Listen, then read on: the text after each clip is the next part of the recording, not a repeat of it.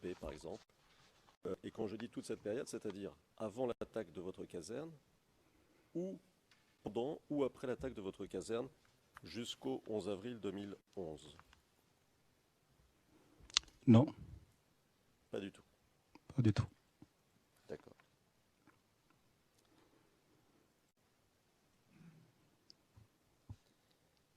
Vous nous avez dit, la dernière fois, que votre adjoint actuel s'appelle Watao. C'est bien ça? Affirmatif, Ouattara Isiaka. Ouattara Siaka. D'accord. Quel est son grade à la garde républicaine? Lieutenant-colonel. D'accord. Et plus précisément, de quoi est-il chargé? Il est chargé de me supplier dans mes fonctions. Et actuellement, c'est lui qui assure l'intérim pendant ma présence ici. D'accord. Il sait que vous êtes ici? Oui, Naturellement. naturellement. D'accord. Alors, ce monsieur, votre adjoint actuel, avait-il un rôle politique ou militaire de 2002 à 2010?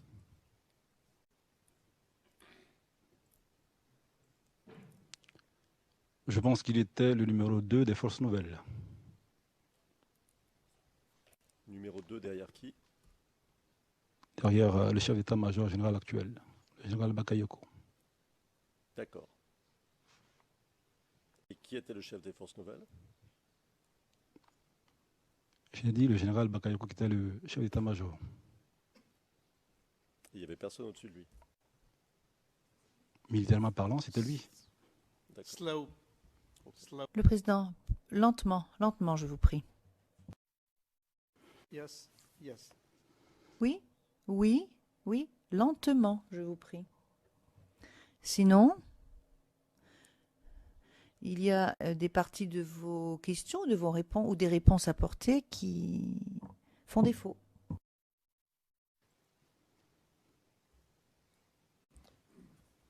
Alors, donc il était numéro 2 dans l'organigramme militaire des forces nouvelles, c'est ce que vous nous dites, n'est-ce pas? Je ne confirme pas, c'est l'information que j'avais. Je n'étais pas avec les forces nouvelles et donc je ne peux pas confirmer. Mais je dis que les informations que j'avais, il était le numéro 2.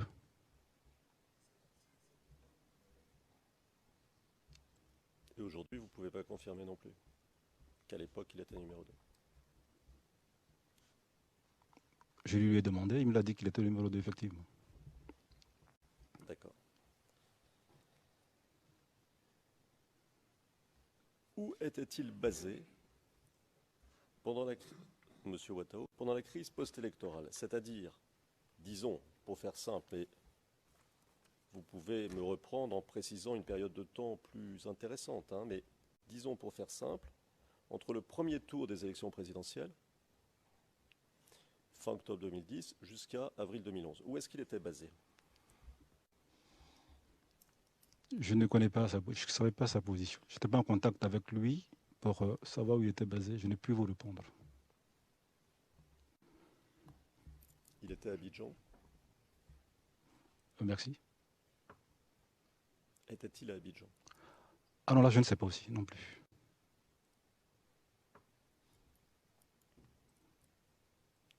A-t-il pris part à la bataille d'Abidjan?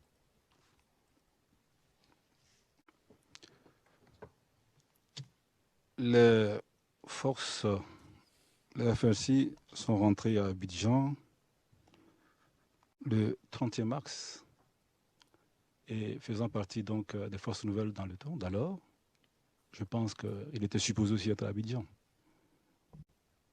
D'accord. À votre connaissance, dirigeait-il directement des troupes? À cette période-là, j'entends. Oui, il était responsable d'une zone et il avait donc des militaires sous sa responsabilité. d'une zone, vous voulez dire d'une zone géographique au nord du pays, c'est ça que vous voulez dire? Je vais dire au niveau d'Abidjan, il était responsable. La sécurisation a commencé par Treichville jusqu'à la frontière sud. D'accord.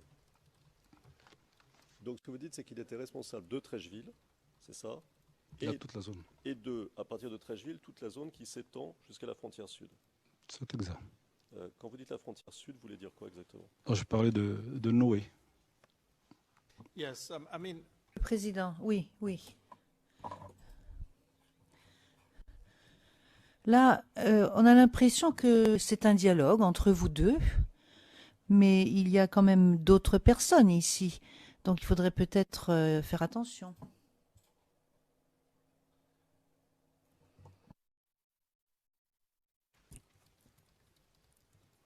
Donc je vous repose ma question. Quand vous dites la frontière sud, de quoi s'agit-il? Je parle de Noé vers Aboisseau. D'accord. Et si je comprends bien, mais vous m'arrêtez si je me trompe, vous nous avez dit qu'il avait donc des hommes à lui dans cette zone-là, des hommes qui lui rendaient, en tout cas à la période où il était responsable de cette zone, qui lui rendaient compte. C'est bien ça? Naturellement. D'accord. À votre connaissance, y a-t-il eu des massacres à partir d'avril 2011 dans cette zone? Non.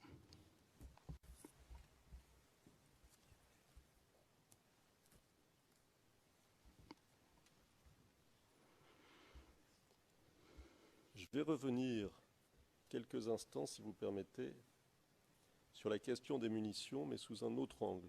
Vous nous aviez dit avoir participé à ce que vous aviez appelé la dépollution, c'est bien ça? Je n'ai pas participé, je ne l'ai pas dit. Ah bon? Non. Sauf erreur de ma part. Mhm. Mais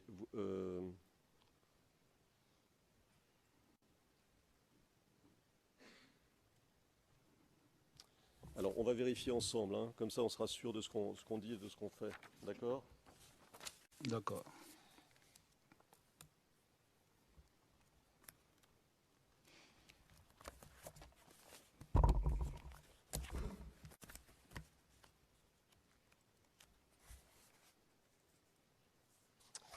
Alors, dans les transcrits français du 23 septembre, à la page 22, je lis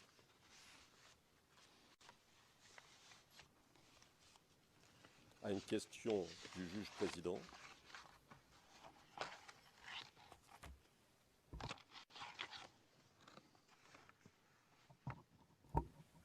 À une question du juge président, vous répondez, c'est ligne 27.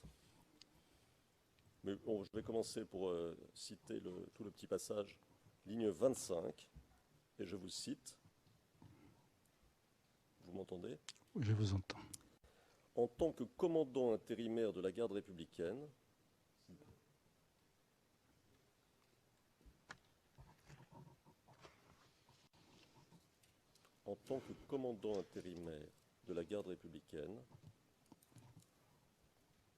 donc mes bureaux sont au palais. Et les sous-sols aussi du palais donc. C'est devant moi que cette dépollution s'est passée. C'est devant moi que cette dépollution s'est passée. Bon, donc c'était devant vous, n'est-ce pas? Donc, quand je veux dire devant moi, j'étais en ce moment en poste intérimaire. Si vous permettez, je vous interromps une seconde et pardon encore une fois. Mais là, pour le coup, je crois que nous gagnerions, je parle sous le contrôle du président et de la Chambre, à ce que vous ne me répondiez pas tout de suite, vous laissiez passer un peu de temps. Ça évitera qu'il y ait une sorte de logique négative. D'accord? Je crois que vous pouvez y aller. Merci, maître. Je veux dire, c'était pendant donc ma présence en tant que commandant intérimaire sur le palais que la dépollution a eu lieu. Donc je rectifie en fait ce que je dis de par le devant moi.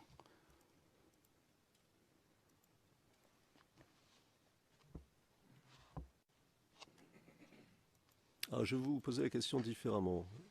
Vous êtes d'accord? Je vous écoute.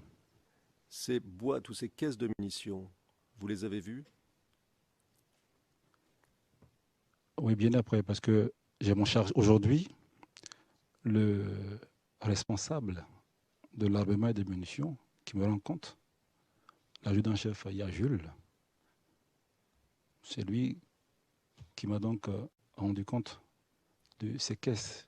Mais je dis que la plupart de ces munitions avaient été donc déportées du palais pour aller être stockées dans d'autres magasins beaucoup plus adéquats pour éviter des drames avec ces munitions qui étaient dans le sous-sol du palais.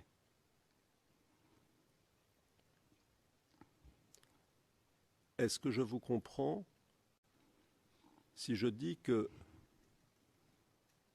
ces caisses de munitions ont été transférées mais sont toujours dans l'enceinte du palais, c'est ça? Non, je dis ces caisses de munitions parce que c'était des munitions qui avaient été donc enlevées par le bureau logistique, le bureau de l'état-major, les forces licornes, l'UNMAS. Et donc, toutes ces munitions ont été donc délocalisées et mises dans des magasins beaucoup plus adéquats, spécialisés pour recevoir ce type de munitions.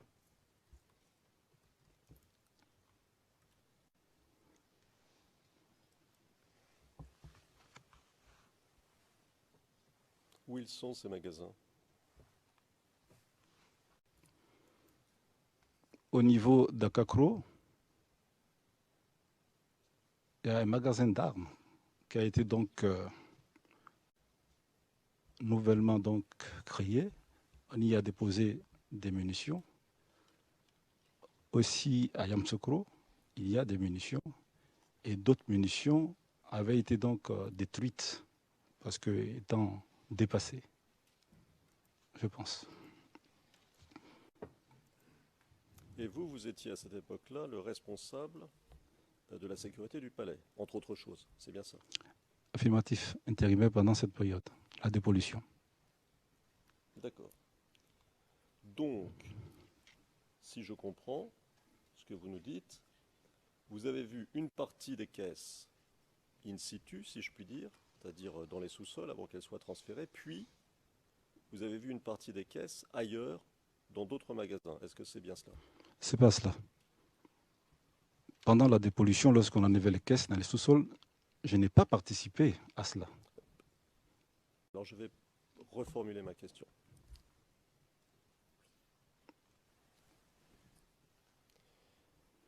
Avez-vous vu ces caisses avant qu'elles soient sorties des sous-sols, avant cette fameuse dépollution?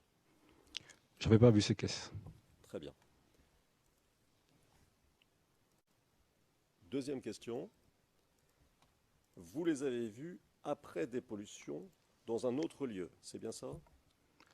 Affirmatif, parce que quand on dégageait les sous-sols, ils avaient été entreposés à l'air libre dans les jardins avant de les transférer dans des lieux sûrs dont je parlais tout à l'heure. Donc vous les avez vus dans les jardins, c'est ça? Oui, quand on a dépollué. D'accord, c'est très clair.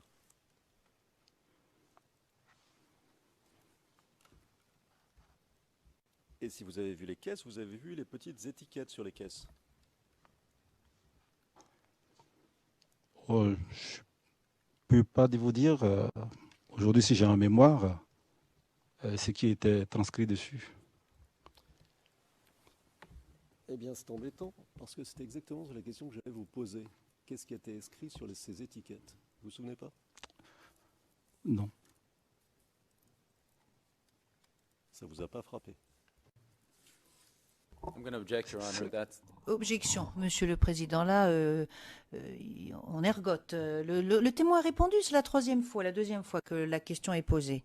Le juge président. Je suis toujours assez fasciné par ce type de questions. Il y a des photographies, on peut lire, on peut voir ce qui est écrit. Nous avons des photos, nous avons des documents. Et nous pouvons tous voir ce qui est écrit. Pourquoi est-ce que le témoin devrait maintenant dire quoi que ce soit à ce sujet, puisque nous pouvons le prouver par un document? Et le témoin vous a dit qu'il ne le savait pas et qu'il ne s'en souvenait pas.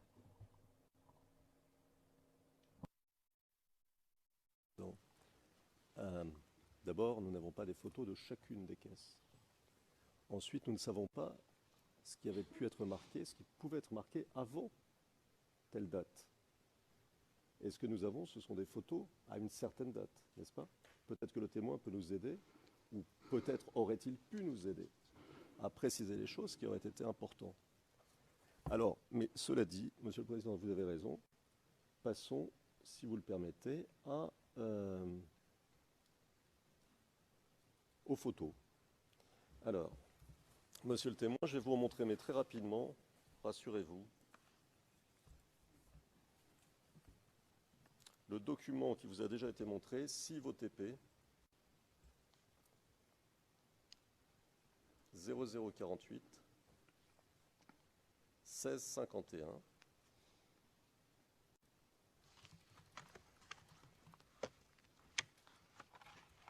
Et je vais vous montrer 2 très courts passages. Le premier, c'est nous qui avons la main. Donc, je précise, le timecode est le suivant, 1 minute 53 à 2 minutes 05.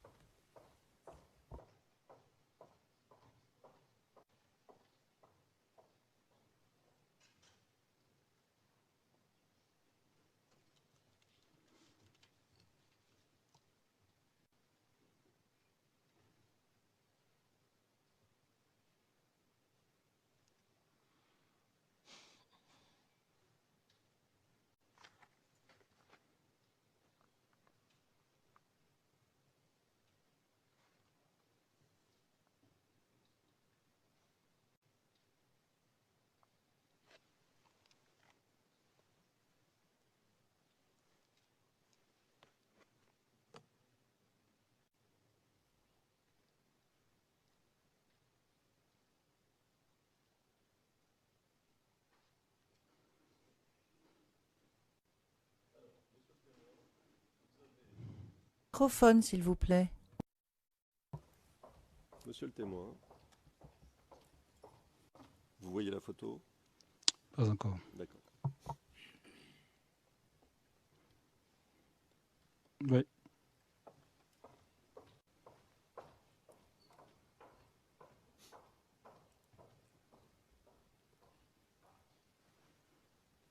Vous voyez la photo? Je la vois.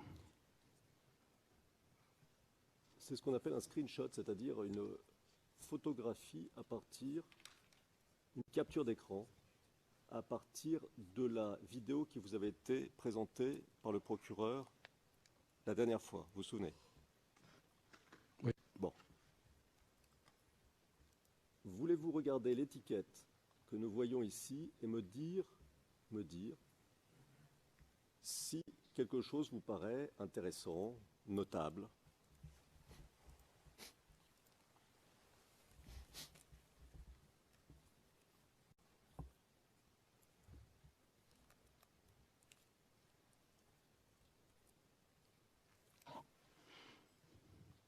Non.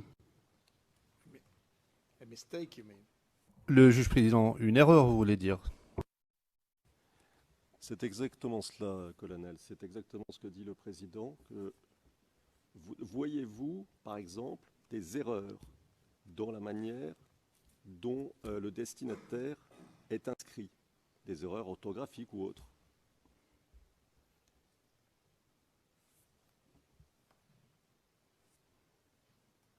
Il y a un E qui manque d'abord à Côte et ils ont mis D au lieu de T. Et c'est Ivoire et non Ivoire.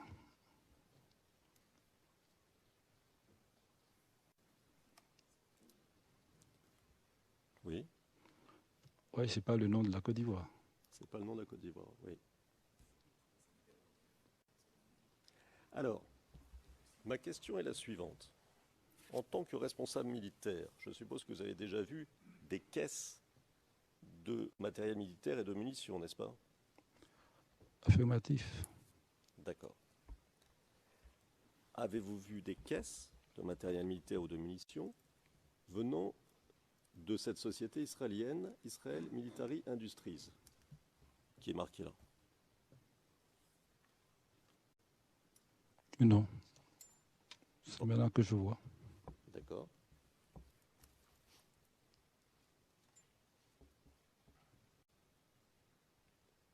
Avez-vous déjà vu des caisses d'armement ou de munitions ou de matériel militaire dans votre carrière avec autant d'erreurs sur une affichette, sur une étiquette? Non. D'accord. À votre connaissance, de quel pays venaient la plupart des munitions trouvées dans les sous-sols du palais? Merci, maître. Comme je l'ai dit tantôt, je n'étais pas le responsable des commandes. C'est le général de Boblé qui était le responsable. Et donc c'est lui qui pourrait éventuellement donner les provenances. D'accord.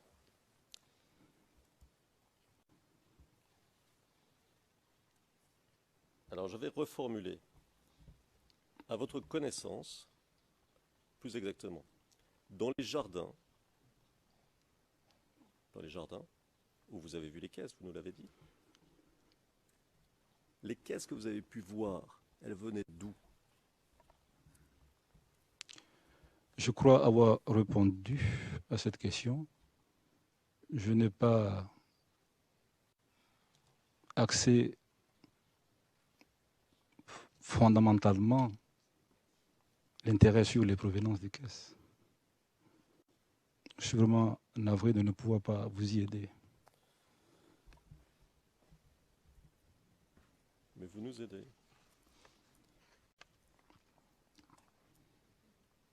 Vous avez dit, lors de votre témoignage, que des éléments de votre garde rapprochée, des éléments d'Ioula de votre garde rapprochée, avaient quitté la caserne. Vous vous souvenez avoir dit ça? C'est exact. Vous vous souvenez quand ils sont partis?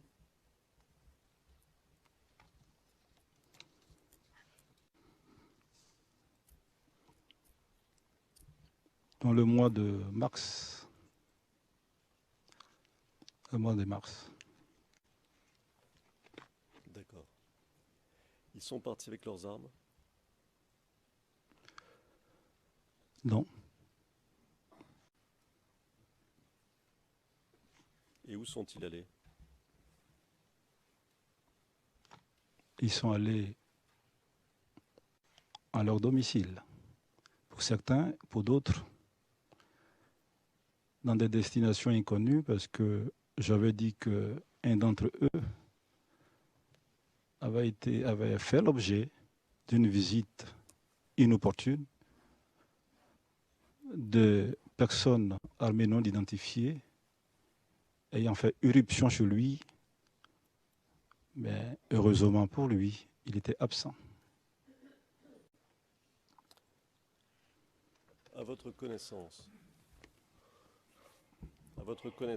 sont-ils allés à l'hôtel? Certains sont-ils allés à l'hôtel du Golfe?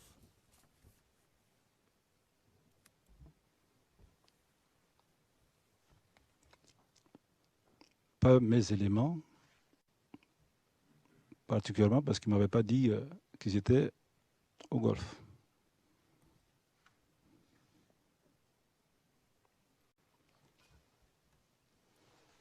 Et a posteriori, est-ce que vous avez su si certains de vos éléments étaient allés à l'hôtel du Golfe? A posteriori, après la crise? Après la crise, lorsque j'avais été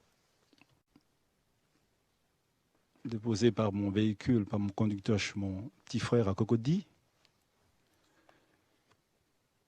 j'avais mon conducteur, plus deux, je crois, gardes de corps, qui allaient déposer le véhicule au parking de la base navale, parce que c'est l'instruction que j'avais donnée. Et chemin faisant,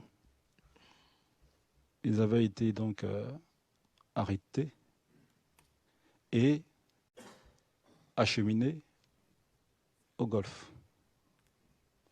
Et donc c'est bien après que l'épouse d'un de mes gardes de corps m'a donné leur position. C'était donc vraiment après. Donc la frappe, le bombardement du 4 au 5 avril.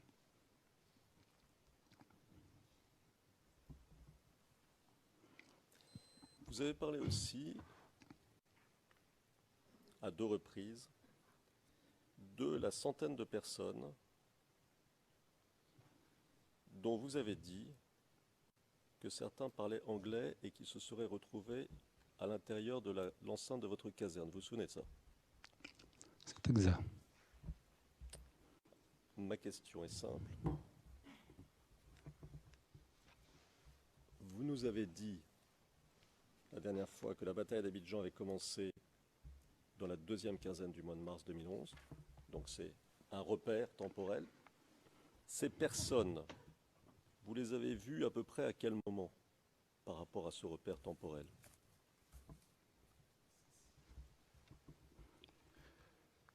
C'est effectivement dans cette période-là qu'ils sont arrivés. D'accord. Alors,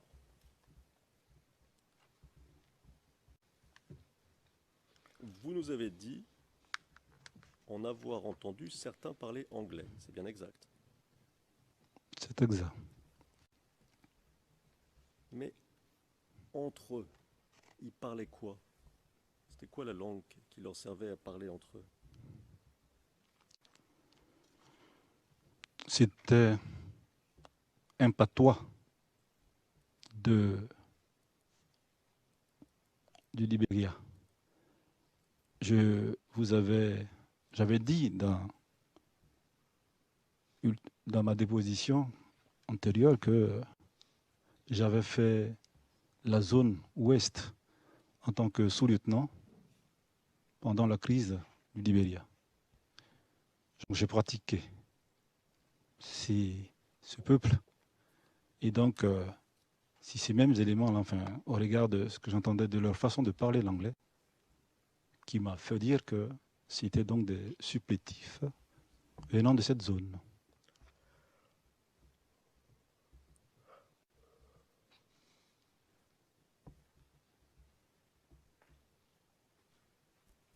De quelle ethnie, à votre connaissance, était-il?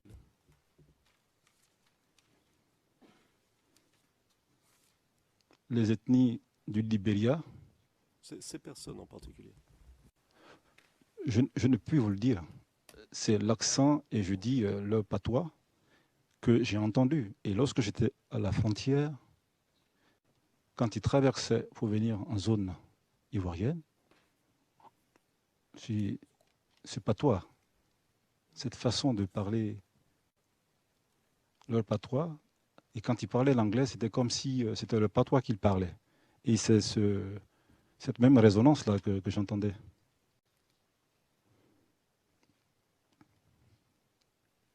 Colonel.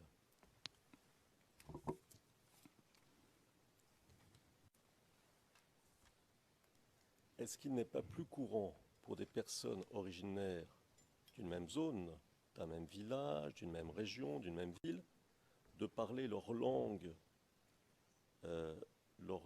à eux, plutôt qu'un patois qui sert dans l'ensemble du pays? Est-ce que c'est pas comme ça que ça se passe? I object, Your Honor.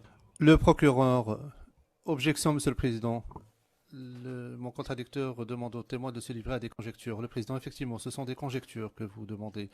Vous ne posez pas de questions s'agissant des faits. Oui, Monsieur le Président, nous sommes ici en train d'essayer d'éclaircir un certain nombre de points compliqués parce qu'ils répondent à un contexte culturel particulier et que nous devons apprendre à connaître. Apprendre à connaître. Et il y a un certain nombre de questions qu'on ne peut pas ignorer parce que ce n'est pas comme chez nous. Alors, il me semble que la question... Non, mais j'ai compris mais il me semble que la question est tout à fait légitime parce qu'elle permet de savoir... je ne veux pas dire ce que j'ai en tête parce que le témoin est là avec ses écouteurs. Mais enfin, elle nous permet de mieux comprendre la manière dont ça fonctionne, si je puis dire cela comme ça.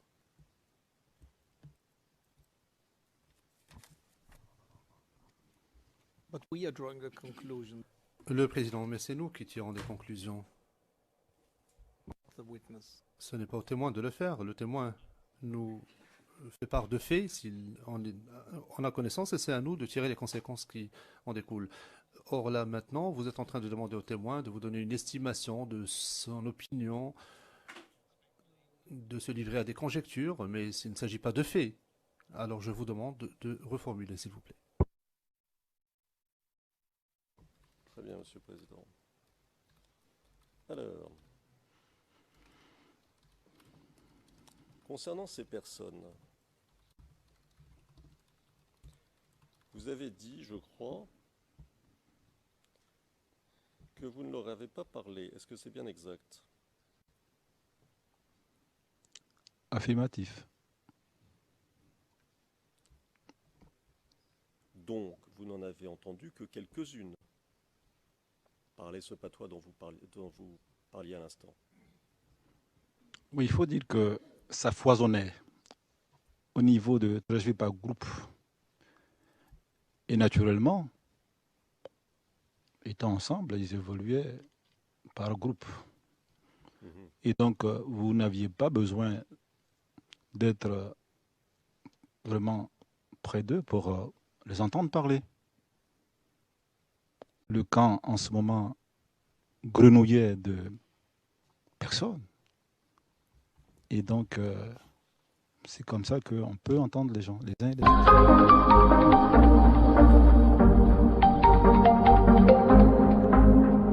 Est-il exact de dire que ce sont les mêmes ethnies qui se trouvent des deux côtés de la frontière entre le Libéria et la Côte d'Ivoire?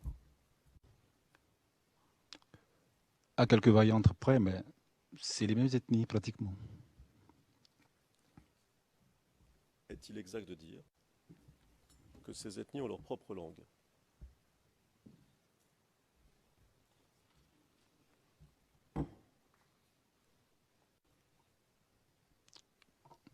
La question un peu, je la cerne pas trop.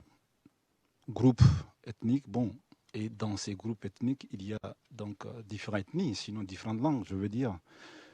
Et il faut dire qu'ils peuvent être des parents, mais à la prononciation, à entendre les différentes tonalités, on sent que cette personne est du côté de la Côte d'Ivoire et l'autre est du côté libéral du fait de l'accent anglais.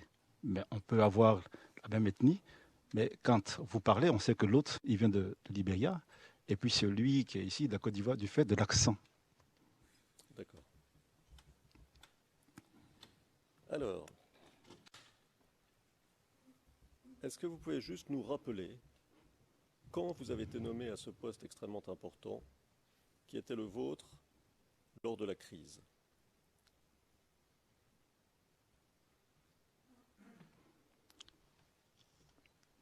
Je suis arrivé comme commandant du groupement numéro 1 le 4 décembre. J'ai pris le commandement le 4 décembre 2004. D'accord.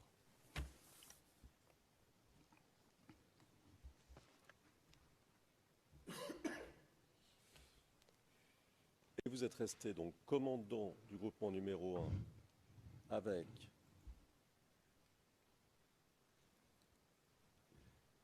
comme site à surveiller et à sécuriser la présidence de la République et la résidence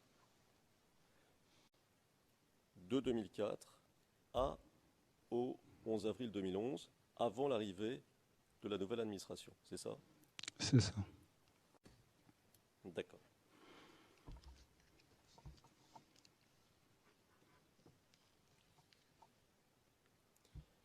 Diriez-vous que dans la description de votre poste, si je puis dire, le facteur confiance était important? Confiance en vous de la part des autorités, puisque c'était un poste extrêmement sensible où vous êtes resté pendant plus de 6 ans. Oui, le facteur confiance est important. D'accord. Et cette même confiance que vous accordez, je me tourne vers les traducteurs pour savoir si tout va bien, cette même confiance que vous accordez l'administration, ou votre hiérarchie et l'administration Gbagbo, disons, l'administration Ouattara vous l'a immédiatement accordée, quelques jours après, c'est bien ça? Quand vous dites immédiatement accordé, vous voulez parler de la confiance? Je ne crois pas. Je ne crois pas.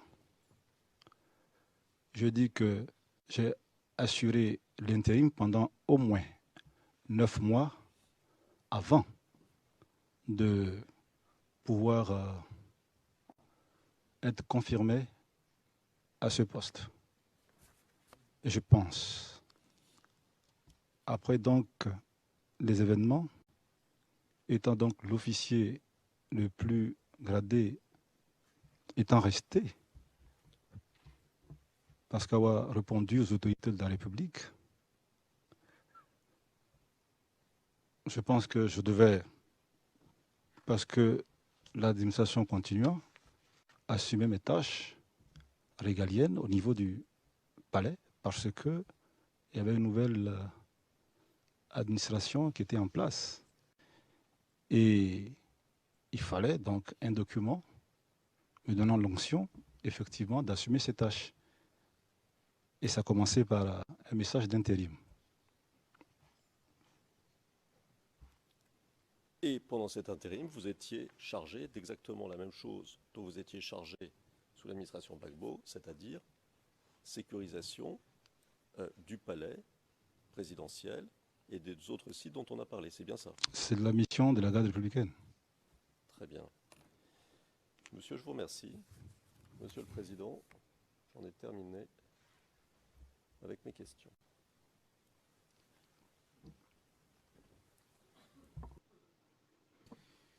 Thank you very much.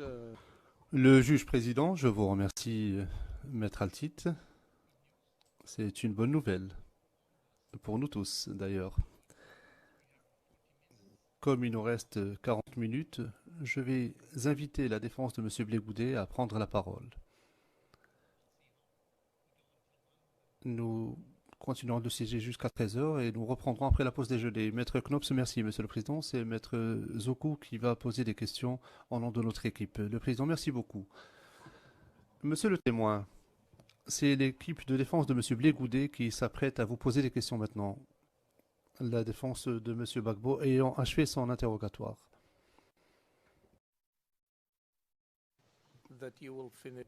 Mais je puis déjà vous dire que vous allez achever votre déposition aujourd'hui. It's very likely that you. Il est très probable que vous ayez terminé d'ici à la fin de la journée. Oui, Monsieur le Président. Maître Zokou. Maître Zokou.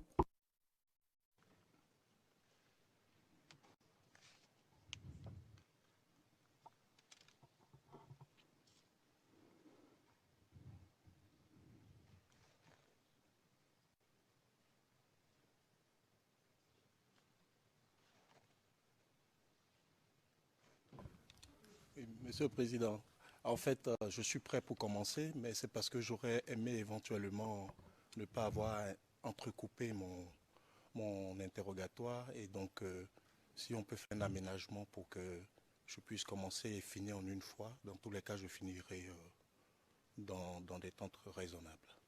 Voilà, sinon, c'est vraiment pour une question pratique et de la façon d'emmener mes questions. Faciliter les choses. Yes, the chamber. Le président, certes, mais la Chambre préférerait lever l'audience plus tôt aujourd'hui, plutôt que de prolonger ce volet d'audience. Pour le moment, il nous reste environ 40 minutes avant la fin de ce volet d'audience. Je crois que vous pouvez d'ores et déjà commencer votre interrogatoire. Et on fera notre pause à 13 heures. Merci.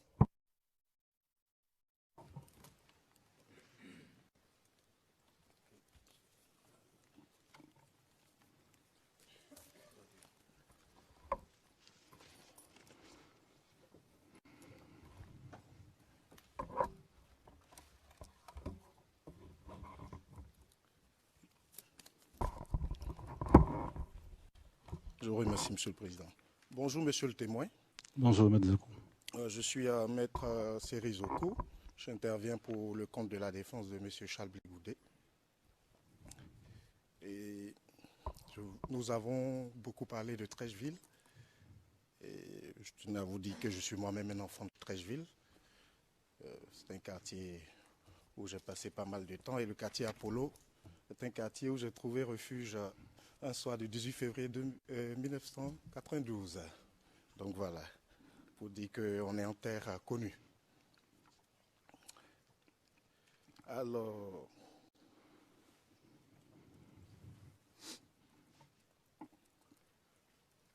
je vais commencer par des informations complémentaires par rapport à des précisions sur l'organisation militaire, puisque vous êtes un officier supérieur de l'armée. Je commencerai donc par vous demander, mais je pense que vous avez répondu tout à l'heure à cela, de nous confirmer qui est l'actuel chef d'état-major général des armées en Côte d'Ivoire. Merci, Maître. Je l'ai dit. Tout à fait. Je l'ai déjà dit. Monsieur Youssouf Bakayoko.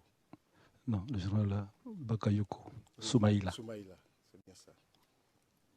Alors, de quelle région est originaire le général Bakayoko? Du Nord. D'accord. Et pouvez-vous nous dire qui est le commandant-chef de l'armée de terre actuellement? Le général de brigade Gaoussou. Pouvez-vous nous préciser son origine ethnique, donc la région? Il vient aussi du Nord. Et le commandant en chef de la marine, s'il vous plaît? Le contre-amiral Diakaïdia, vous voulez parler? Oui, Diakaïdia Konaté. Il vient de quelle région, s'il vous plaît? Du Nord aussi. Et en ce qui concerne le commandant supérieur de la gendarmerie, qui est-il? C'est le général Gervais aussi, Qui vient? du centre. Et il a des adjoints, n'est-ce pas? Est-ce que vous pouvez me dire qui est son adjoint? Alors, there is no pause at all. Le président, et vous ne marquez pas de pause entre la question et la réponse, ce qui rend le travail des interprètes un peu difficile. Veuillez ménager une pause, s'il vous plaît.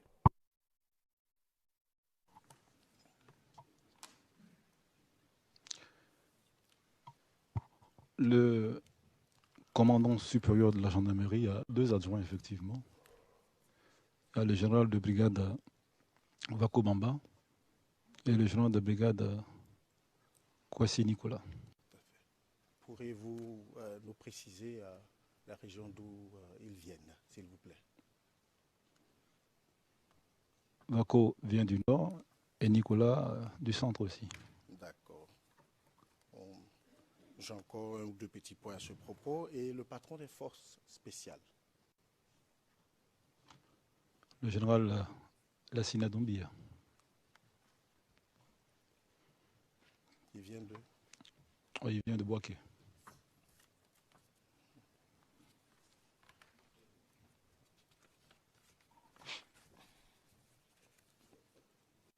Boaké, d'accord. Le nom qu'il porte, de quelle origine? C'est un nom d'origine du Nord, tout comme j'avais un de mes officiers du nom de Kwasi Rodrigue, qui avait un nom du centre, mais qui venait de la région de Gagnoa. Question pour dire qu'il faut faire un peu attention par rapport à l'origine des noms. A priori, c'est de la provenance, mais il y a des nuances. Il vient de Boaké, néanmoins. Oui, il a passé, oui, il est à le Boaké. Oui, c'est centre, oui. Il a fait toutes ses études à Boaké, tout et tout. D'accord. Et au niveau du GSPR, qui est le commandant en second actuellement? C'est le lieutenant-colonel Shérif Ousmane. D'accord. Et je dis de quelle région il vient? Il vient aussi de Boaké. D'accord. Et le commandant Shérif Ousmane, le concernant particulièrement, est-ce que vous pouvez nous dire, avant l'accession au pouvoir de M. Ouattara, dans quelle force il servait? Est-ce qu'il était?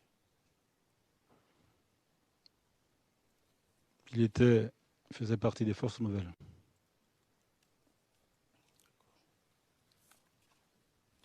D'accord.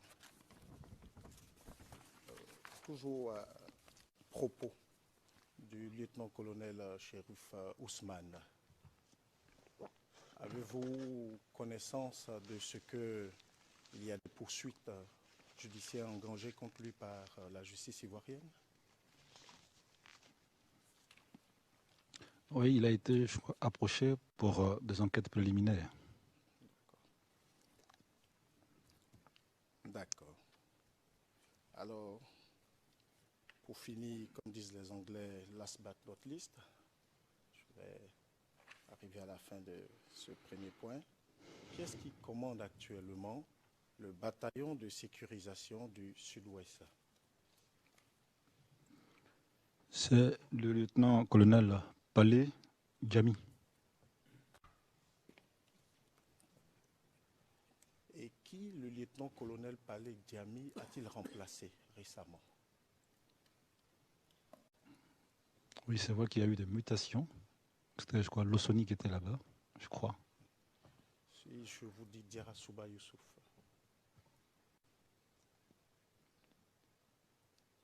Oui, ce nom me dit quelque chose. Oui, c'est exact. De quelle origine sont-ils tous les deux, s'il vous plaît? C'est le témoin. Du Nord. Et en ce qui concerne le bataillon de sécurisation de l'Est, avez-vous en tête le commandant actuel et, si possible, le précédent commandant? Le précédent, non, mais le commandant actuel, là, qui est le chef de bataillon Moriba Kaba, était un de mes éléments. D'accord. Il est de quelle origine? Il est aussi du Nord.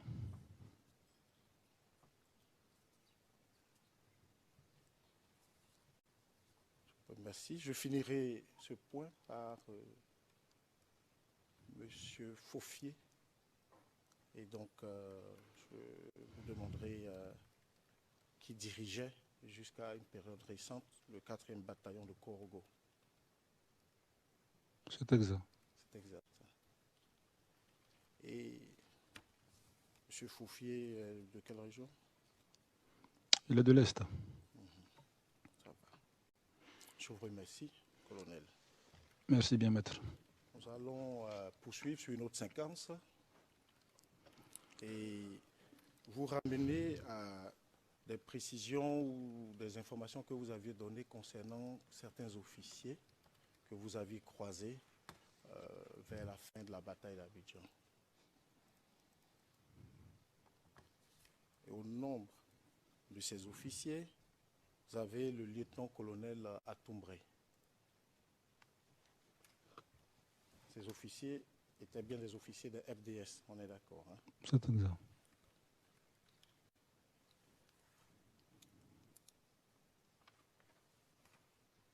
Pourriez-vous me dire l'ethnie ou le groupe auquel appartient le lieutenant Atumbré et le lieutenant-colonel Atumbré, s'il vous plaît?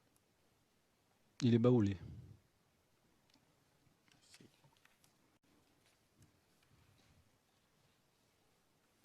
Il a été question également du colonel-major Boniface Conan. Pouvez-vous me dire quelles étaient les fonctions que celui-ci occupait dans la hiérarchie au sein de FDS? Dans cette dernière fonction, il était le com-théâtre au niveau de Yamoussoukro.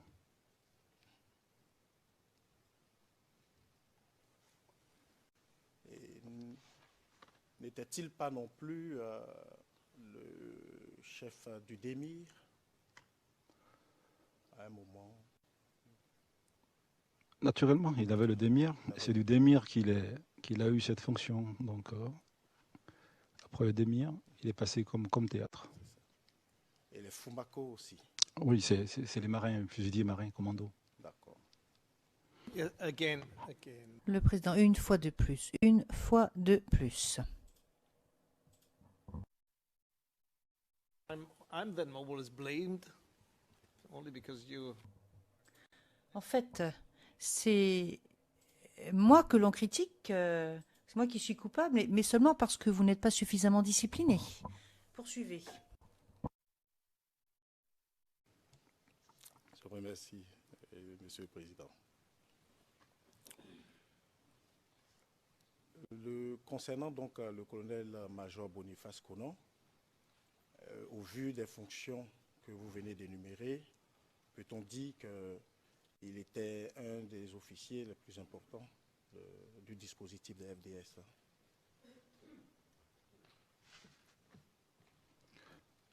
Affirmatif.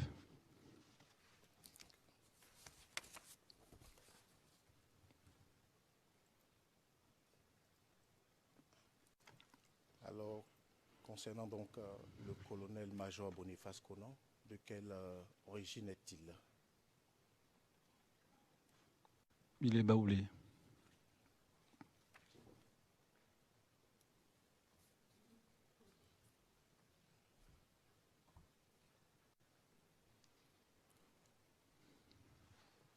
Alors, je vais donc poursuivre pour des précisions complémentaires concernant donc ces FDS-là. Et en arriver au lieutenant-colonel Oukoumodi, mais je pense que vous l'avez déjà dit, en ce qui concerne son ethnie. C'est juste pour bien préciser. Vous aviez dit qu'il est à Bigui, c'était bien cela? Ok, c'est cela.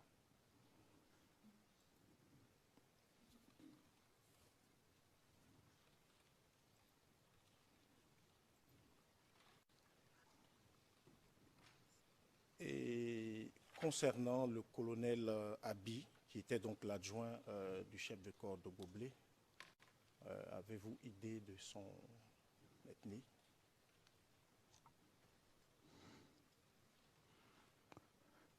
Je crois qu'il est un bateau.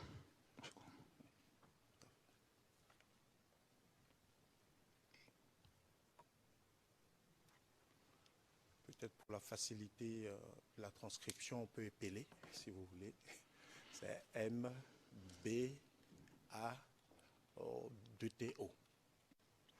M apostrophe. Je crois. Oui, M apostrophe. Merci bien.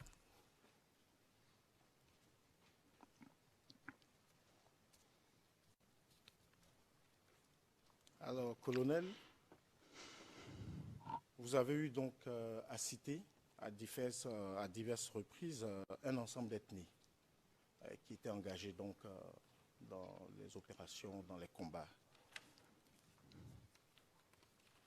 Je voudrais récapituler ces ethnies avec votre accord pour bien situer les choses.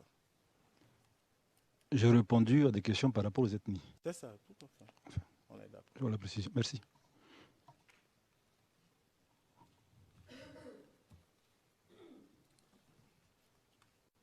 Donc, tenant compte de ces différentes réponses, je note comme ethnie qu'il y avait des Atiers, des Abais, des Baoulés, des Abidji, comme on vient de le voir, des Mbato et des Dida et des Bété. Et puis, vous avez dit des Akans comme vous, donc des Apollo.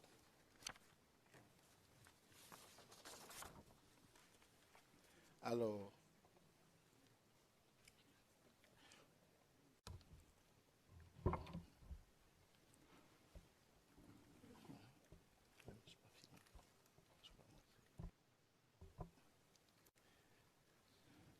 pour qu'on puisse se situer par rapport à toutes ces ethnies et pour la bonne compréhension, je voudrais présenter à la Chambre un document. Et ce document est repris sous la référence CIV D25 0014 005.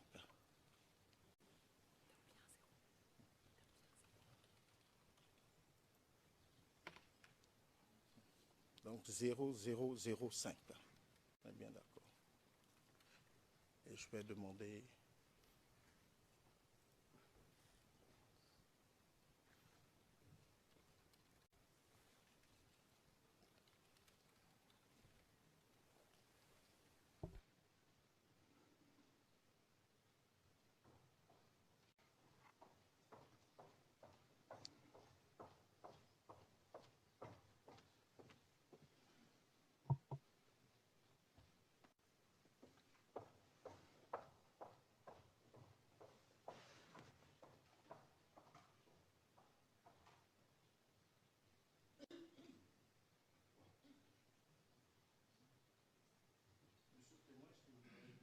Microphone, s'il vous plaît. Vous voyez donc la carte. OK.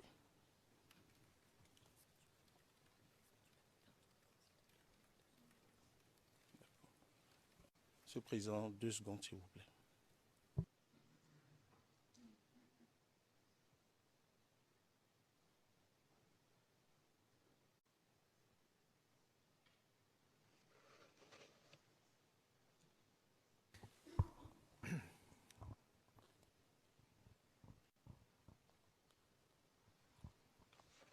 This was the doc. Le Président, c'est le document qui a été ajouté, c'est cela? Le document qui a été ajouté après que j'ai dit que ce n'était pas une bonne chose d'avoir autant de documents. Donc nous arrivons dans notre bureau et nous voyons un nouveau courriel qui vient d'arriver, qui a trait aux documents. Et au départ, je pensais que la liste allait être diminuée de moitié, mais non. Que vois-je? Il y a 2 documents qui ont été ajoutés. Enfin, je voulais juste dire cela. Ils n'auront qu'un seul document. Donc, c'est ce que je voulais vous rassurer sur ce point. Donc, monsieur le témoin, par rapport aux ethnies que nous venons de citer, vous confirmez bien que ces ethnies ont été énumérées dans vos différentes interventions. D'accord. Oui.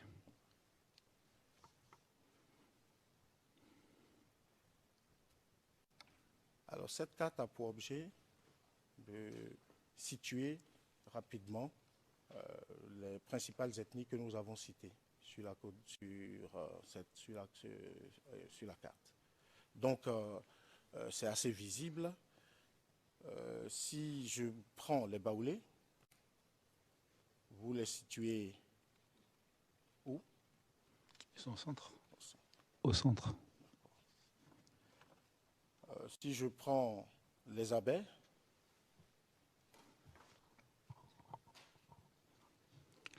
On dirait un peu vers le sud, hein, la région d'Abidjan. d'accord. Les Atiers, Pareil aussi. je crois qu'un peu plus bas, il y a les Abidji.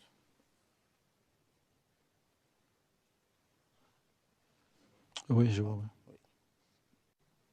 Ils sont situés. Bon, ça se voit. Mais la précision est Oui, toujours oui, nécessaire. plus au sud, en fait.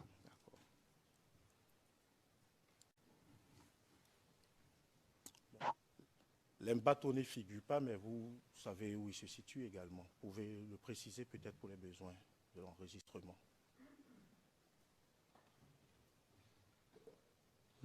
Je crois que c'est vers le sud. Hein.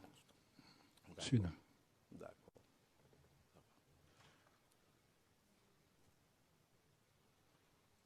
Évidemment, je vais vous demander où sont les BT.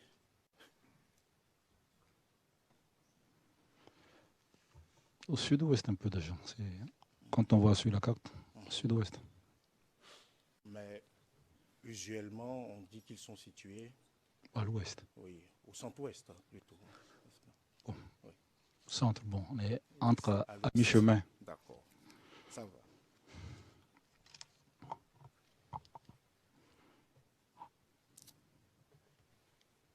Alors maintenant que nous avons situé ces différentes ethnies, est-ce que vous pouvez me dire, hormis les BT et les Dida, les autres ethnies que j'ai citées, donc Abidji, Mbato, Baoulé, Atié, Abé, à quel groupe ethnique et linguistique appartiennent-ils?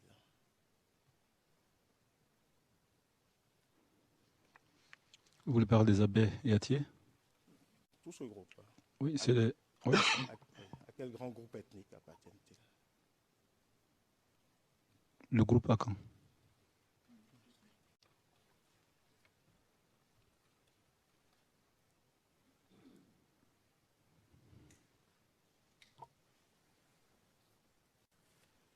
Et en ce qui concerne les BT et les Dida, à quel groupe appartiennent-ils?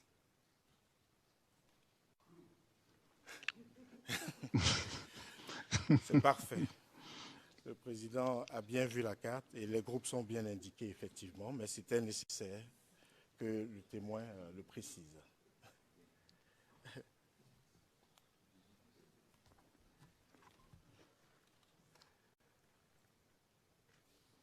Alors, monsieur le témoin, le colonel Amicia, au regard des explications que vous avez données,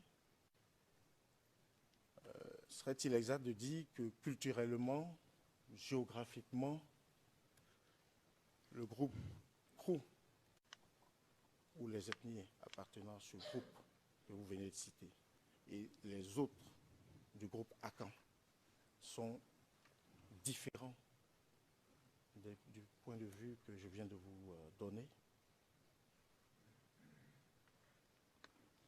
et qu'ils ne sont pas apparentés? Your Honor, I object to this. Monsieur Garcia, objection, Monsieur le Président. Je ne suis pas très sûr que le témoin comprenne, mais il y a lieu de chose. Le Président, écoutez, le témoin, il est militaire ou il est ethnologue? Il est expert en ethnologie maintenant? Enfin, je ne sais plus. Monsieur Garcia, mais il y a autre chose, Monsieur le Président. Le Conseil de la Défense peut formuler ses questions comme il le souhaite, mais je me disais qu'à un moment donné, il allait demander au témoin s'il était d'accord avec la légende sur la carte, sur la façon dont les groupes sont positionnés sur la carte. Cela aurait dû être la première question posée parce que là, nous sommes en train de poser des questions au témoin sur ce qu'il voit sur la carte, mais nous pouvons tous le faire. On n'a pas besoin du témoin pour faire cela. Donc voilà, je ne suis pas ici pour donner des consignes au Conseil de la Défense, mais je voulais dire, le Président, moi j'aimerais vous dire que nous avons des problèmes à nous mettre d'accord au sujet de la carte d'Abidjan.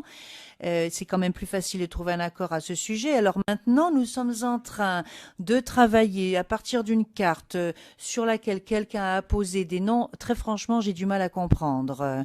J'ai du mal à comprendre comment nous pouvons travailler à partir de cette carte. Mais premièrement, j'aimerais quand même dire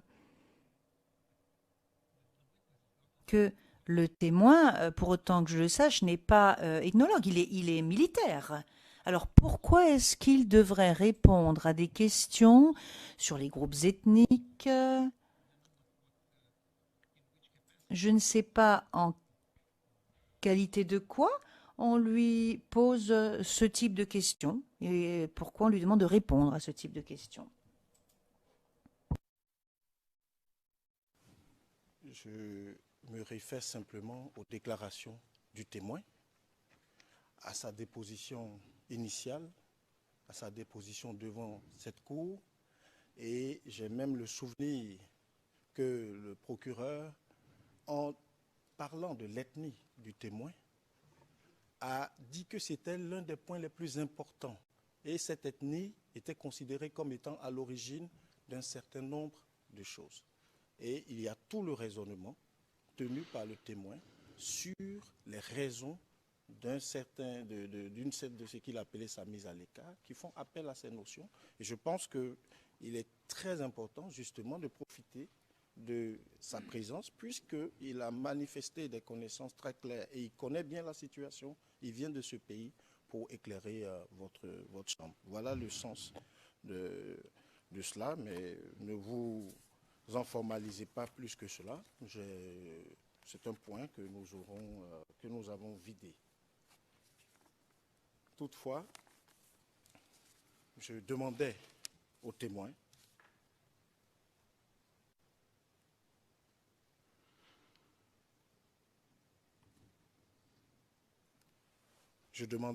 de juste préciser, pour la bonne compréhension des choses, que le groupe Akan et le groupe Krou étaient des groupes différents. Est-ce que vous pouvez confirmer cela? Comme le montre la carte, je l'atteste, naturellement. Je vous remercie, monsieur le témoin.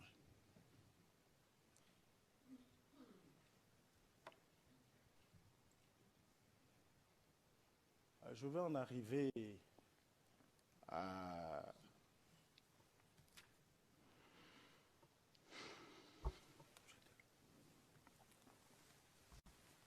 Monsieur le Président.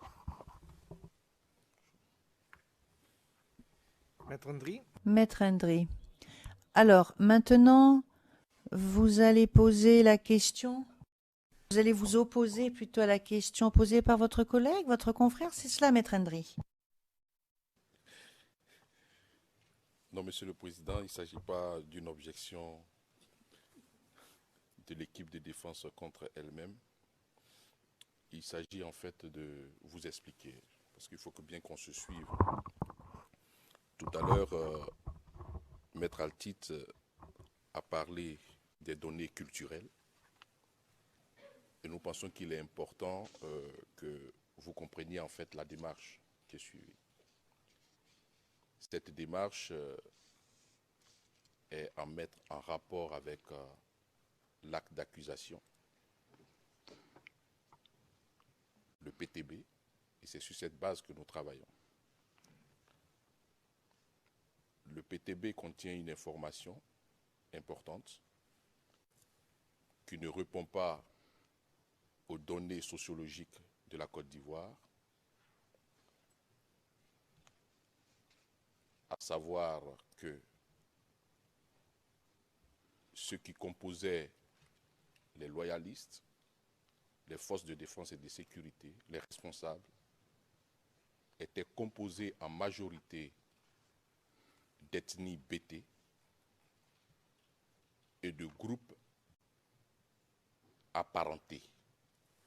Et donc, ce que mon confrère, Maître Zokou, est en train de faire, c'était de présenter à votre chambre la réalité de la composition de l'armée ivoirienne. C'était tout cela. C'était pour, j'intervenais en fait pour que votre chambre puisse suivre cette démonstration qu'est en train de faire Maître Zokou. Maître Ndri.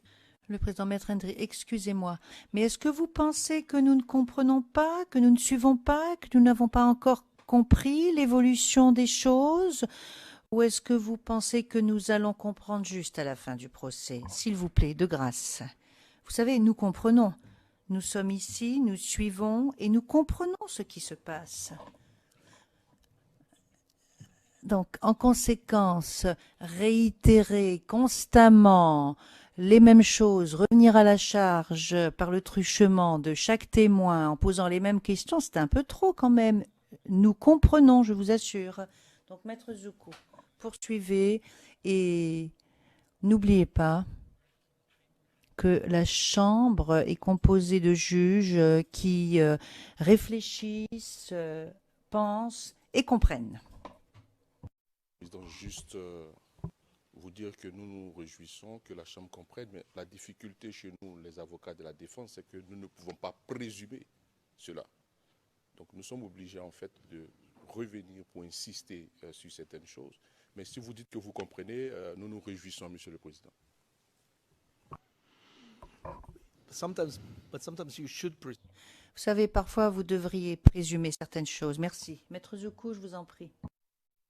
Ma réjouissance est partagée avec Maître Ndri. Donc, monsieur le témoin, vu que nous pouvons passer à un autre point, nous allons donc y arriver.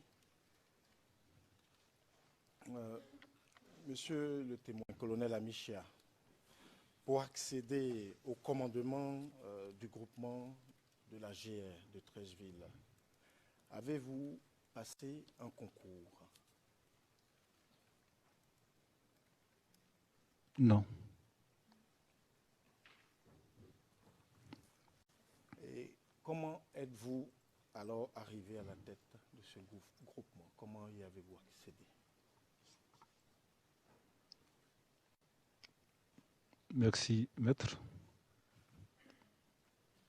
Avant cela, j'étais à l'Office national de la protection civile.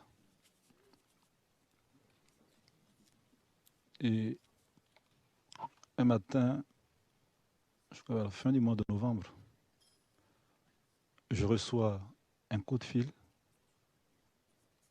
du général de Goblet me disant qu'il avait besoin d'un officier pour remplacer le colonel Adolphe Keke, qui était commandant du groupement numéro 1. Et c'est comme ça que je lui ai dit, à vos ordres, mon général, mais laissez-moi le temps de venir vers vous. Ainsi, je suis allé à son bureau pour lui donner mon accord. Quoique, si je suis militaire, une affectation, quand on la reçoit, on l'exécute. Mais, comme vous m'avez dit tout à l'heure, si j'avais passé un concours, je vous ai dit non. Mais cependant, il y a quand même le cursus et il y a aussi des informations qu'on prend sur un officier qu'on veut mettre, qu'on veut coopter.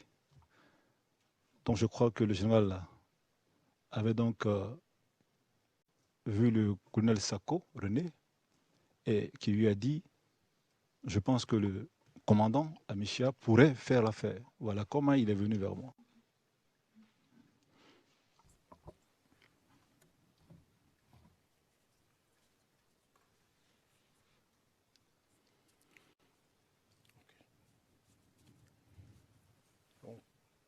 Alors, une fois que le colonel, le général Dobo vous a proposé à ce commandement, à cette nomination, qui est-ce qui l'a entériné, qui a pris le décret qui entérinait cette nomination? C'est le chef d'état-major qui entérine cette affectation. Parce que l'état-major gère tous les militaires, donc les affectations viennent de l'état-major disant que tel officier à une mutation de tel corps à tel corps.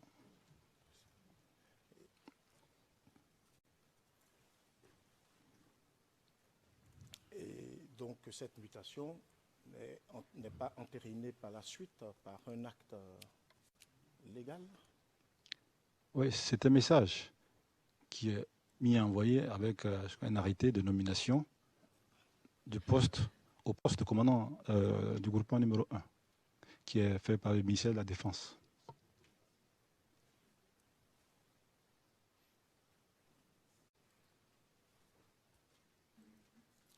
Vous parlez d'un arrêté de nomination qui vient du ministère de la Défense.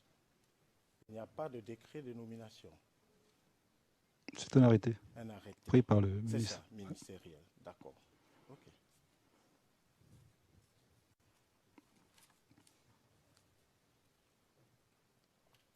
Alors,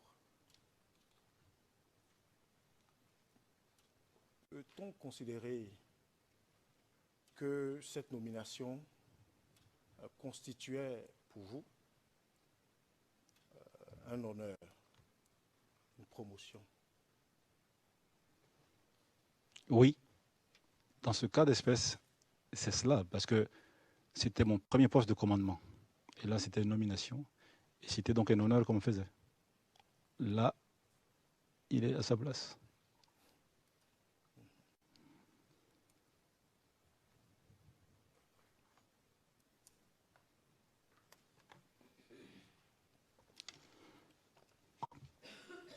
Donc, au moment de cette nomination, suivant le processus que vous avez expliqué, qui fait donc appel à l'exécutif, en passant par le chef de corps, est-ce que toutes ces personnes qui vous ont proposé à ce commandement ignoraient votre appartenance ethnique, ou pouvaient-ils l'ignorer? Ils ne pouvaient pas l'ignorer. À partir du moment, au niveau même de l'état-major, aux effectifs, on a les CV de tous les officiers, donc c'est connu à l'avance.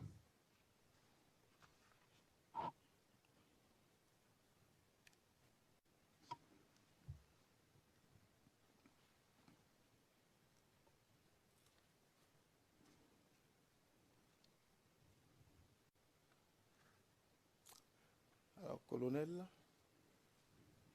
vous avez déclaré à diverses reprises que la cause ou l'une des causes de ce que vous considérez comme votre mise à l'écart était votre appartenance ethnique. Sommes-nous d'accord que vous avez déclaré cela? Oui, mais je reviens en disant que c'est un épiphénomène. Hein. Je peux vous lire votre déclaration? Je sais que je l'ai dit, mais ce que je veux dire, ça rentre. Arrivé à un certain stade, mon épouse venant du Nord, et moi-même étant aussi à Caen, parce qu'il y avait deux oppositions, le RHDP et la MP. Et tout comme vous trouverez des BT aussi au RHDP, on en trouve aussi des Apolloniens, des Caen aussi de l'autre côté. Donc, vous n'allez pas faire d'un cas d'un épiphénomène une réalité.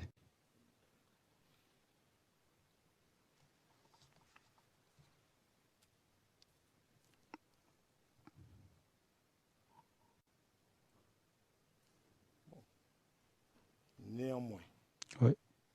néanmoins, si je m'en tiens, en tout cas à la déclaration que vous avez faite le 22 du 9, et c'est à la page 45 du transcript du 22 du 9, ligne 20 à 21,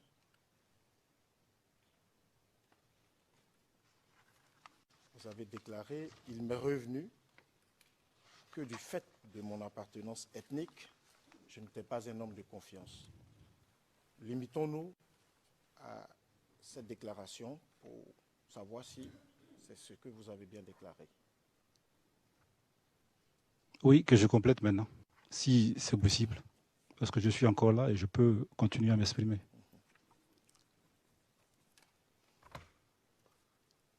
Alors, Vous êtes donc en Nzima ou Apollo. Voulez-vous dire que le peuple Nzima auquel vous appartenez n'était pas un peuple qui soutenait Laurent Gbagbo?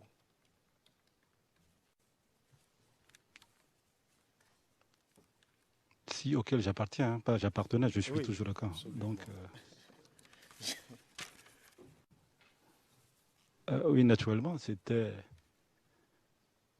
un peuple qui, je dirais, selon ma perception, il y avait deux groupes.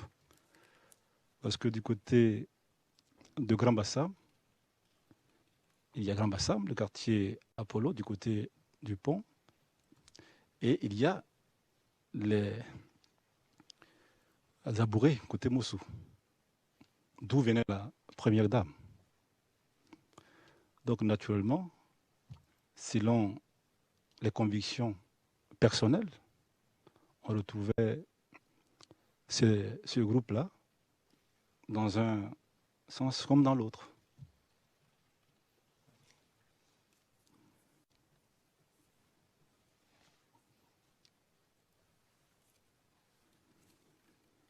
Excuse me. Le Président, juste une question. Nous avons dépassé leur limite. Donc, si cela va prendre encore beaucoup de temps, enfin, dites-moi, maître. So we, Maxime. Le Président, donc, alors nous allons dépasser, donc, enfin, 5 minutes. Ça sera 5 minutes de plus. D'accord? Je vous en prie. Monsieur le témoin, puisque vous situez justement un peu le champ de Grand Bassam, la région sud-Comoré, nous permettre de comprendre comment tout cela se traduisait dans les faits. Est-ce que vous saviez que lors de la présidentielle de 2010, le candidat Laurent Gbagbo était arrivé en tête à Grand Bassam à raison de 68% et dans le sud Comoré à raison de 63%. Oui. Et qu'il avait emporté donc face à tous ses autres adversaires. Je vous remercie.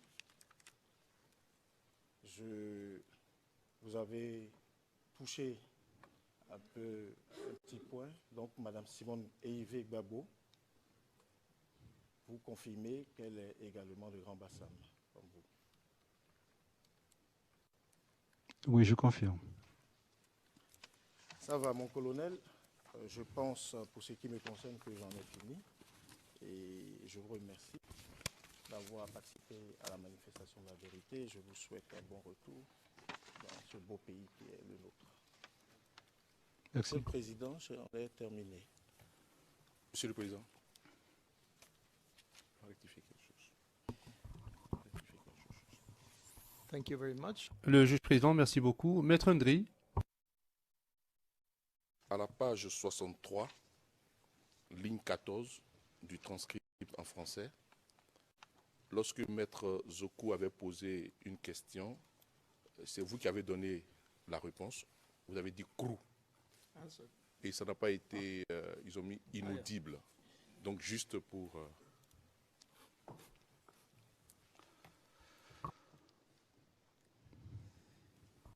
I gave the answer.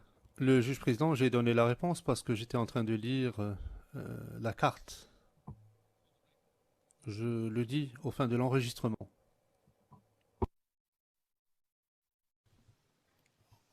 Oh, sorry. Okay.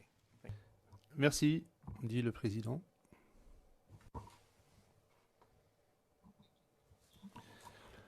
Merci beaucoup.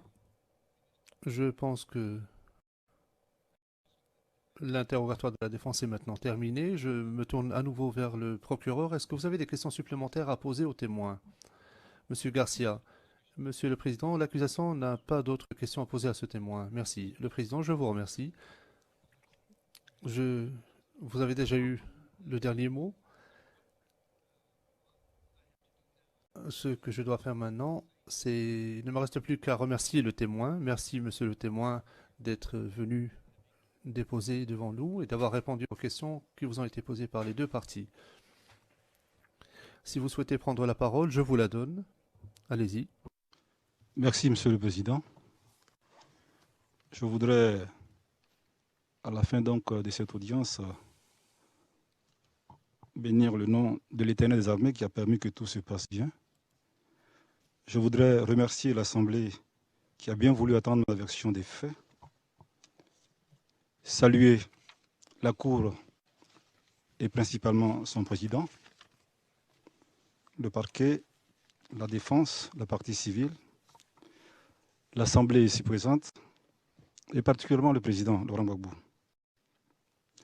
Et je voudrais dire que je suis venu ici pour m'acquitter d'un devoir citoyen, mais surtout profiter de cette tribune pour dire ma version des moments difficiles que j'ai traversés.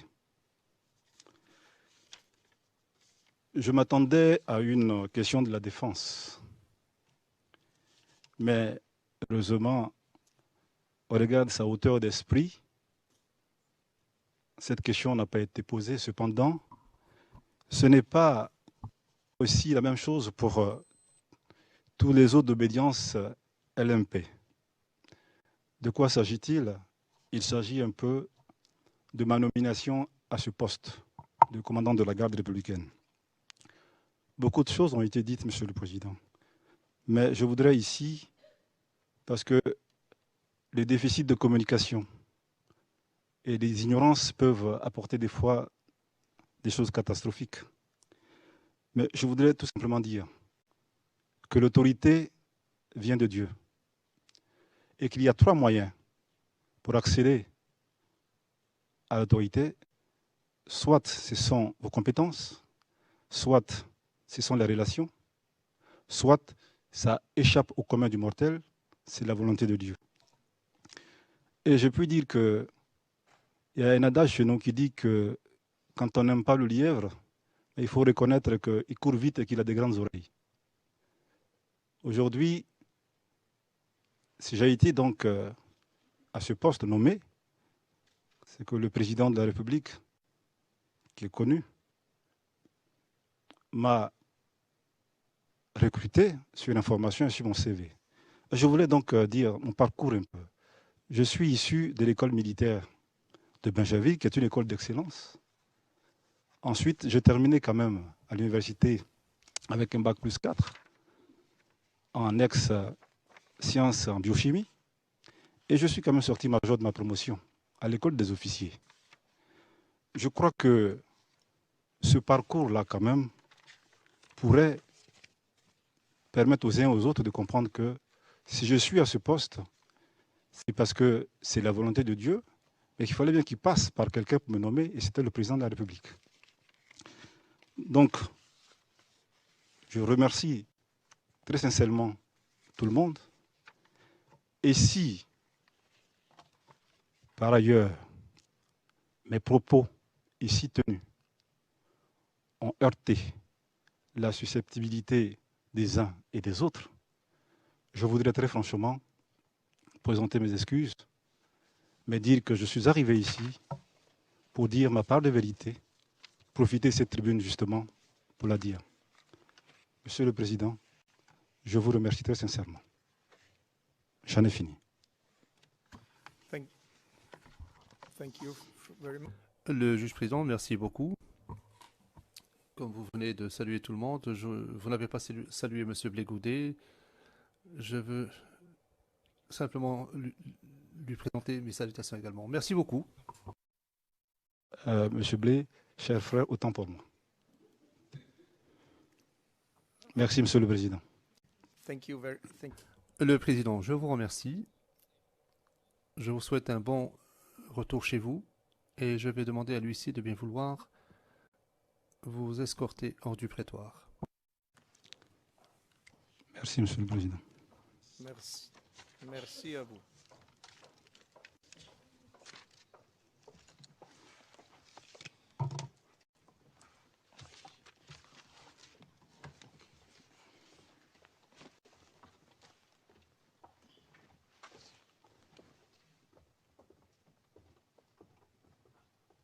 Also, of course, Je remercie également Maître Carambé. Je suis désolé, je vous avais oublié. Merci beaucoup.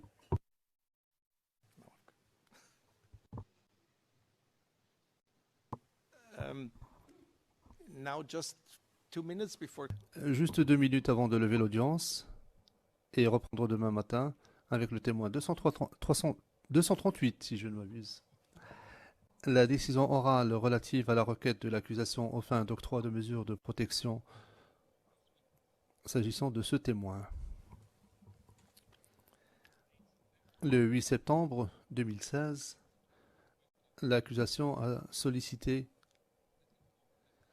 l'octroi de mesures de protection en salle d'audience sous forme de recours à un pseudonyme, l'altération des traits du visage et l'altération de la voix soit octroyée donc au témoin 238 et que l'on puisse recourir au huis clos partiel pendant les passages identifiants de sa déposition, et ce afin de garder confidentiel sans l'identité et que ne soit pas connue du public. Des informations détaillées étayant cette requête ont été déposées près de la Chambre et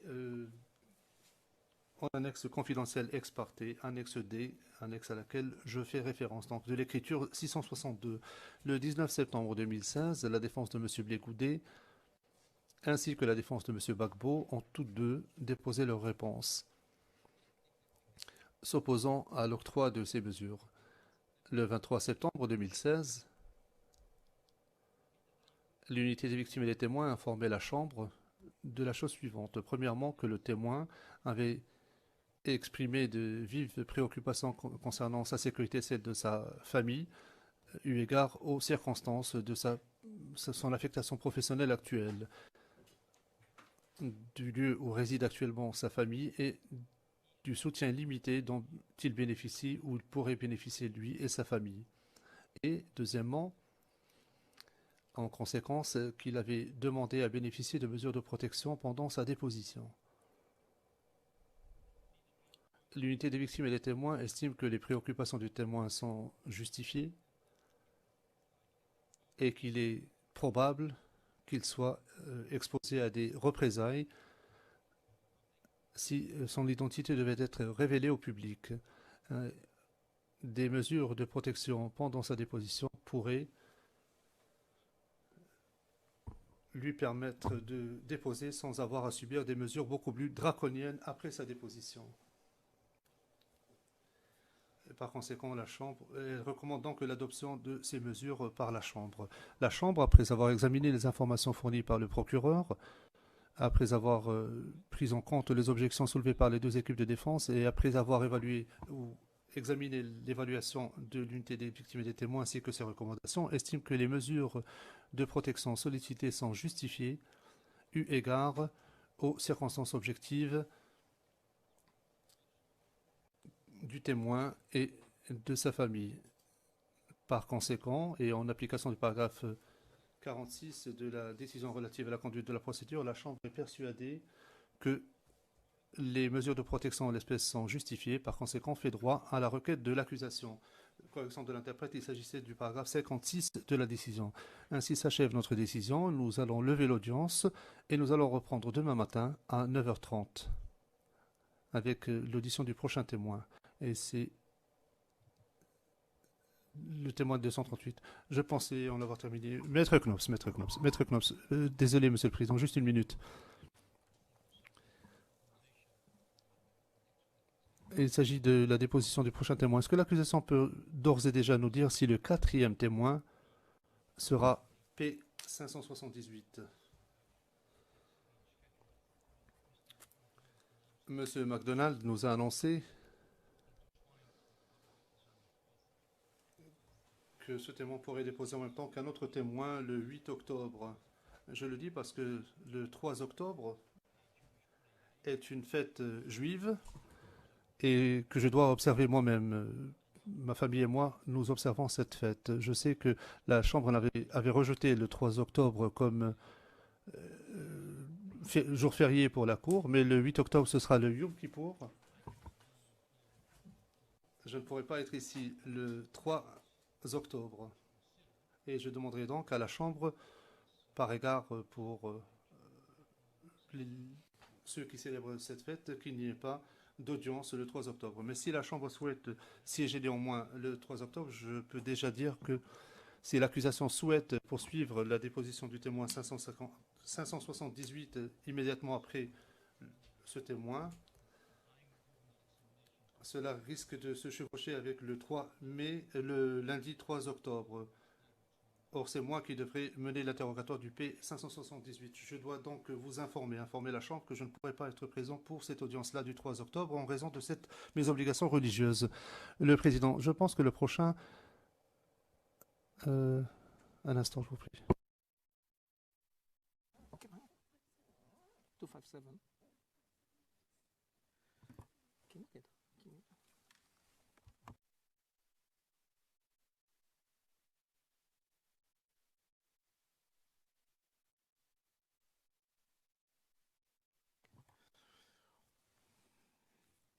Well, we'll come back to this tomorrow morning. Nous en discuterons demain matin. Maître Altit. Merci, Monsieur le Président. Juste pour vous dire et dire à votre Chambre que nous nous associons à cette demande concernant le 3 octobre, s'il serait utile pour certains des membres de notre équipe qu'il n'y ait pas d'audience ce jour-là.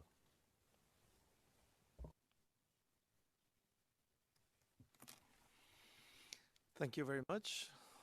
Le Président, merci beaucoup. Je ne pose pas la question. Enfin, merci à tous.